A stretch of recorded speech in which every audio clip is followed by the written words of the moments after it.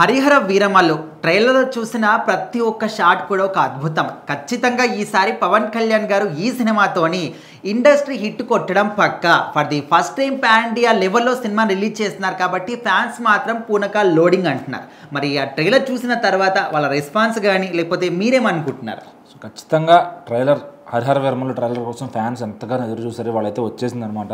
So ఈ ట్రైలర్లో పవన్ కళ్యాణ్ గారిని చూపించిన విధానం కానీ ఆయన చూపించిన షార్ట్స్ కానీ షార్ప్ కట్ చేశారు. అంటే ఒక సినిమాకి ఎంత హైప్ తీసుకురావాలో ఈ ట్రైలర్ అంత హైప్ తీసుకొచ్చేసింది. సో ఇంకా పవన్ కళ్యాణ్ గారి లుక్స్ కానీ స్క్రీన్ ప్రెసెన్స్ కానీ ఇరక్కొట్టేశారు అనమాట. కీరవాణి గారి బ్యాక్గ్రౌండ్ స్కోర్ కానీ అంత ఇంకా హాంటింగ్ చేస్తూనే ఉందన్నమాట. అట్లానే హీరోయిన్ కానీ బాబీ డియోల్ గారు కానీ వారి పాత్రలో వాళ్ళు చక్కగా సరిపోయారు. సో ఈ సినిమాను ఒక మంచి పీరియాడిక్ డ్రామాగా తీర్చిదిద్దారనమాట. సో డైరెక్టర్ జ్యోతికృష్ణ గారు కూడా క్రిష్ గారి గురించి చెప్పారు. సో ఈ సినిమాలో క్రిష్ గారి పాత్ర కూడా ఉంది, ఆయన చక్కగా తీసుకొచ్చిన సినిమాని మేము పూర్తి చేసామని చెప్పి.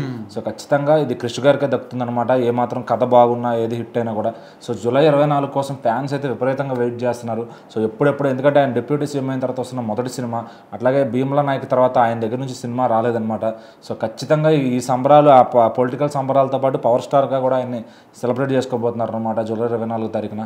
సో మరి ఈ ట్రైలర్ అయితే కుమ్మేసింది. మరి సినిమా ఏ రేంజ్లో వసూలు చేస్తుంది, ఇండస్ట్రియల్ రికార్డుల పరంగా ఏ సినిమాలను కొల్లగొడుతుంది. సో మరి పవన్ కళ్యాణ్ గారు ఇంకా ఆయన వస్తున్నారు. పవన్ కళ్యాణ్ వైబ్స్ అంటేనే ఒక ఫ్యాన్స్కి ట్రైలర్తో ఫుల్ పవనకాలు వచ్చినాయి అనమాట. ఇంకా సినిమా రోజు, రిలీజ్ రోజు వాళ్ళు ఏ విధంగా ఉంటారు, వాళ్ళ కండిషన్ ఎలా ఉంటుంది, వాళ్ళు ఎలా సెలబ్రేట్ చేసుకుంటారు ఈ పండుగను అనేది మనం జూలై 24 థియేటర్లోనే చూడాలి. సో చూద్దాం పవన్ కళ్యాణ్ గారు ఈసారి పవర్ స్టార్గా ఎలా మ్యాజిక్ చేయబోతారో తెర మీద.